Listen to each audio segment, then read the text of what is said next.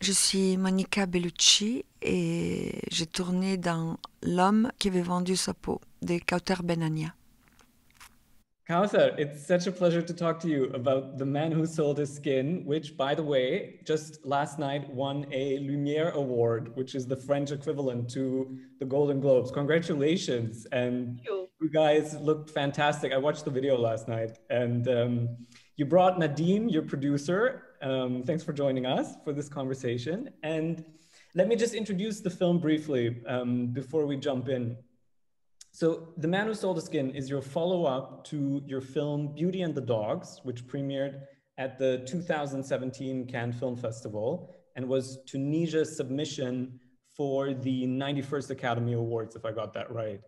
Yes. Now, the Man Who Sold His Skin premiered to raving reviews at last year's special COVID edition of the Venice Film Festival, which was quite spectacular, and winning not one, but you managed 2 awards. And it's since picked up many awards at several festivals worldwide, among them Best Screenplay at the Stockholm International Film Festival. And since you're not only the director, but also the writer, I want to take the screenplay as a starting point for our conversation because the core idea of your film, I think, is one of the most unique and original perspectives on the topic of refugees in Europe that I've personally seen over the last years.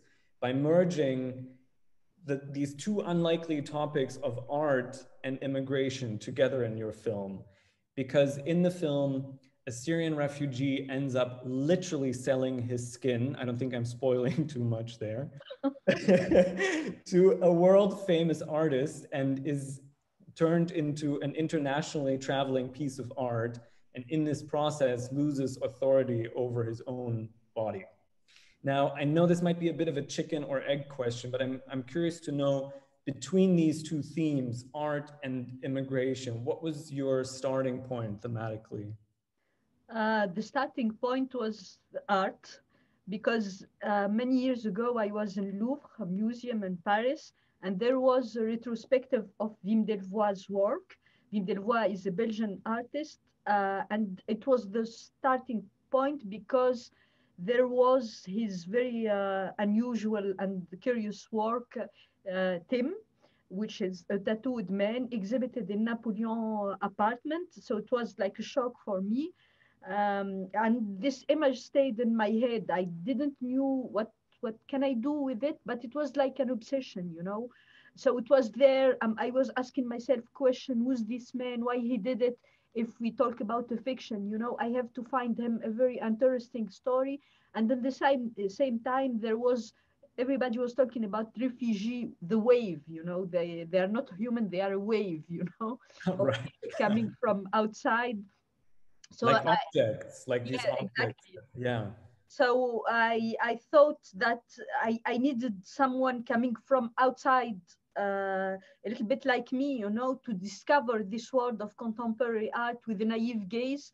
And so the starting point was Wim Delvoye work. But to proceed, I had to contact him because, you know, to tell him I want to write a script. It's inspired by your work, so I needed this green light, you know. Right, right. So we met. He was very kind. He told me, okay, do whatever you want. You have my okay, but I don't want to be very, you know, linked to the project. He didn't knew me, you know. He thought that maybe it's not serious. She's just a little, you know, Tunisian filmmaker. Yeah. So he told me I don't want to be linked to it, but do whatever you want. So after when we started, you know, looking for the museum, I was thinking about Louvre in the beginning because I saw this work in Louvre. To shoot in the Louvre. Yeah, exactly, because we Okay. had a museum set in the film. But Louvre is very expensive, you know. Only Beyonce can afford it, you know. It's very expensive now. Yeah, and also because of Beyonce, you know, you can shoot in Louvre, you know. So having my producer here, he told me, it's crazy, you are not Beyonce, wake up, you know. So we had to find another solution. But since I think in this project there was an angel or something like this, you know, I've heard that the Fine Art Museum in Belgium. They are organizing a retrospective of Wim Delvoye, the same artist, again, in the same time of our shooting, you know. What a coincidence. Wow. Yeah, exactly. It was just amazing. So we contacted them. We were together in Brussels and we met with the director of the museum and he said, okay, you can shoot here. You don't say that before that Wim Delvoye read the script when it was finished. And he, of course, validated in a way the approach of modern art. And it happened that he had dinner with the director of the museum the night before we met him. Yeah, because they were preparing the retrospective. And he talked to him about the film. So, of course, the director of the museum was very open, you know, and welcoming. Exactly. And then I had to cast the actor playing the part of the artist. And I fall in love with Koen de Boe. He's a Belgian actor, very famous in Belgium. And he's a great actor. So he told me, I want to meet Wim Delvoye. And so I put them in contact. And they wanted just to have a lunch, but they stayed like 8 hours talking together. So wow. it was a crazy meeting, you know, between the two men. And then days before the shooting, Wim Delvoye wanted to be more involved in the project, you know. He felt that it was serious, you know, serious. He realized this famous Belgian actor is in it, so now he. Yeah, exactly. And the director of the museum talking about it, so it should be interesting. So that's why he appears in the movie. He have a small cameo in the movie. Yes. I offered him the part of the insurance guy, and it was very funny because he's a very provocative guy, and talking about the price of the skin, you know, after the death of this atypical artwork was very amusing for a real amusement for him. And then when we finished the movie, he watched it, and I think we spent 2 hours on the phone, just him telling me how much he loved the movie. He was crazy about the movie. He was even talking about the sequel, you know, of this movie, and he loved it very, very much. So he was really, really happy how it ends. The rights of the sequel are still open, so if people hear us, maybe want to do it. So some of the artworks that we're seeing in the film are actually his pieces, thanks to this coincidence that there was a retrospective.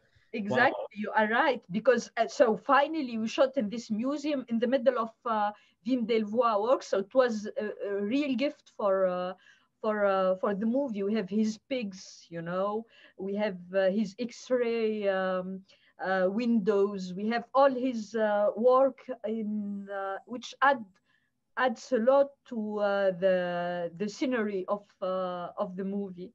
It's a beauty. I mean, I encourage everyone to check out his work. I wasn't familiar with his artworks before, and the film introduced me to it. And I think he has such an incredible sense of humor, very twisted sometimes. And I think his performance in the film, I'm so glad you were able to include him, because he's such a scene stealer in that scene. It's a beautiful line, his dry sense of humor there. It's wonderful. You watch the film, you won't miss it. Look out for the insurance broker. But I want to take this as a cue to talk a little bit about casting, because one of the many brilliant ideas you had was casting Yahya Mahaini, who actually won the Orizzonti Award for Best Actor at the Venice Film Festival last year, and who in his day-to-day life is actually a lawyer from Syria originally, with no prior professional acting experience. And you came up with this brilliant idea, I find it brilliant, to cast him next to stars like Monica Bellucci, who's in the film, like Koen de Boe, who you just mentioned. And I find this so clever because it's mirroring his character's experience as an outsider in this strange world of the art elite, as an actor next to these amazing, very well-established actors. And he gives this incredible performance. He's so raw. You're always drawn to him. Can you talk a little bit about that and the process of working with your actors and with various degrees of experience and what that was like on set? You know, I've never thought about it. Now you are mentioning it, that he's an outsider, like in the movie. Really? Okay, wow. Yeah, so it's amazing that you mentioned this. Me, my first obsession was to find the good actor for this part, because it's the main part, so it's heavy, and I needed someone with a very rich palette of emotion, and who have a sense of humor, dark humor, distance, all this. So it was really complicated. It was a long process, and then I received the tape of Yahya. I saw his self-tape, and I was thinking, this guy have something. I have to meet him, and we have to explore some scenes in the movie. And I was with Nadim in the production office, and he came, so we did some scenes. And when he left, Nadim told me, you remember what you told me? Yes. I told her, I'm sure the first festival he's going to be in, he's going to get the prize for Best Actor. No way. It was amazing. He was amazing. Wow. When we saw him, when he left, he told me this, and he reminded me this, because there was a bet, How much did you win? Yeah, by the way, you still owe me. Thank you for that. Oh my God, I am speaking about this. Okay, I'll pay you. So it was really amazing, because the first festival we got in this very difficult period, which is Venice Film Festival, he got the award of Best Actor. Yahya Maheni in the film The Man Who Sold His Skin by Kauter Benania. È presente anche lei, per cui la invitiamo sul palco, anche lui, mi scuso. Congratulazioni. Buonasera, vorrei leggere una piccola cosa che ho scritto sulla regista Kauter Benania. Lo faccio molto rapidamente, sì. And then with Monica, because Monica called me and she asked me, who's the main part, who's this? You have to have a very strong actor. So I told her he's not really an actor, and she was scared, She told Right. me, and I understand her. What are you doing? How you cast someone who's not an actor for this really complicated part? So she was very suspicious, and there was, I was telling myself, she will say, no, you are not professional. I don't want to work with you. So I told her, Monica, you have to trust me. You told her he's a new Vincent Cassel, and this is No, I never told her this. But I told her, we have to meet. You have to meet him. Of And course. just since she's a very smart woman, when she met him, she understood everything. She told me he's the one for this this part, and also the fact that he speaks Italian, Yahya, helped a lot. So so it was, obvious for her also to that he's the character of this, the main protagonist of this movie. But he's amazing, Yahya. I mean, he's a born actor. You have people like this. I agree. I find his performance mesmerizing. There's something really wild and animalistic in what he does, and you're always drawn to him on screen. I think it's a beautiful casting decision, and I understand Monica's apprehension, and then of course she saw immediately what you guys also saw in him. It sounds quite magical as an encounter. Il a énormément de talent. Et Yahya, il est très généreux. C'est une personne qu'on sent qu'il a beaucoup vécu. Et ce vécu, il l'a mis dans son film, dans le film. Et je pense qu'il va surprendre énormément avec cette interprétation. Je pense que quand on est même une comédienne qui fait ce travail depuis plusieurs années, c'est tellement beau et enrichissant de travailler avec des jeunes réalisatrices qui ont une énergie nouvelle, et ça devient un travail d'un coup où on apprend beaucoup l'une de l'autre. Et aussi, je pense qu'il y a vraiment trop peu de réalisatrices encore dans ce métier. Et je pense que Kauter Benania va voir une longue route devant elle. Another thing I wanted to point out, and you've mentioned, is that I feel like we're witnessing something in our international film community, which is that we're really starting to cross boundaries or borders, or we're in the process of doing this, both in terms of markets. Parasite won Best Picture last year. Of course, that was historic, but also in terms of what we're seeing inside of the films. I feel like they're talking more and more to a global audience coming from global filmmakers. Now, you yourself, you were born in Tunisia, you live and work in Paris. You've mentioned various influences on your work. You and I, we've talked about Egyptian cinema, for example, but you've also mentioned that you had issues with some people or institutions that were confused with this film because they weren't really sure it's not French enough, whatever that means, or it's not Tunisian enough. And I feel like this is a great example of an international film, and winning the Lumiere Award last night for Best International Co-Production is a wonderful testament to that. So I'm wondering if you could talk a little bit about how you see yourself as an international filmmaker and how you define this international production. Yeah, this is a good question, because in reality, I never thought about it, you know. I don't told myself when I started working this project, now I'll do an international project, you know, because I don't I don't operate this way, you know. I have to have a very strong idea or image. In this case, you know, the image I saw in Louvre, and since I saw it in Louvre, it was already international something, you know, because it wasn't linked to Tunisia or something like this. And even in my previous movie, Beauty and the Dogs, it's a very Tunisian movie. I mean, the story is in Tunisia, but when I was thinking about the character, I mean, people are the same everywhere. You have the same feeling, emotion. I'm saying a very superficial thing that everybody knows. So when I think about my character, I never think about them as Tunisian or as Syrian, you know. There's something that is bigger than their geographical origin. So for this project, it was, you know, mainly because I was obsessed by this image, as I told you.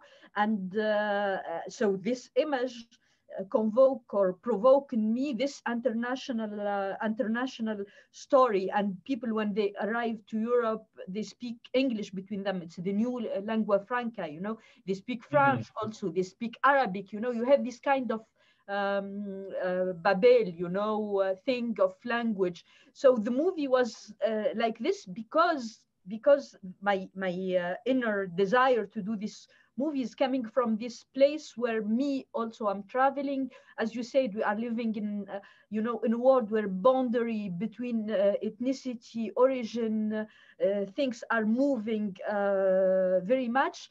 And when you say it's unexpected, I've heard this, and in the beginning I didn't, you know, understood it well, why it's unexpected. And since I'm not naive, I think when people are saying it's unexpected, there is a kind of, you did the movie like Beauty and the Dog in Tunisia about a woman with a woman protagonist. It was a lovely story. Why you don't do the same thing? You know, we don't stay in this niche. You are women. You are coming from an Arabic Muslim background. It's very interesting. People are expecting this from me. But I don't, as you know, filmmaker, I don't think that that way, you know. I think by passion, because it's very long, you know, to do a movie. So I need passion and love for my topic, for my character, to finish the movie. I can do things strategically, you know, but I mean, finally, maybe this way of working gives me this possibility to go out from what people are expecting me, the niche they are putting me in it.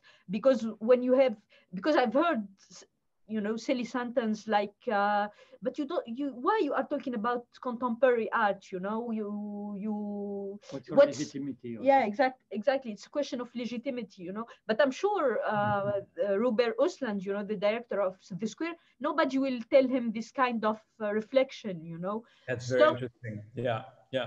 So it tells me something about old idea that we need to we need to change, you know. It's very empowering that you're describing these limitations not as limitations, not as being put in a box, but that you're you're encouraged to break them and to look outside of your niche, even though some people around you might not support that in the beginning or do expect you to make a different film, but that's actually a motor for you to follow your passion more, and don't let you limit yourself by that. And there's a wonderful line in the film where the artist says, I like this a lot, do you know what's worse than being part of the system?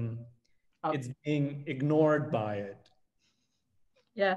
And now, since we're talking about the awards, The Man Who Sold His Skin is Tunisia's submission to this year's Academy Awards. And the film is also representing Tunisia at the Golden Globes. And since you're in the middle of campaigning now for all this, which takes a lot of time and resources and money, how do you feel towards this system? And how do you feel about campaigning in these conditions for a small country like Tunisia?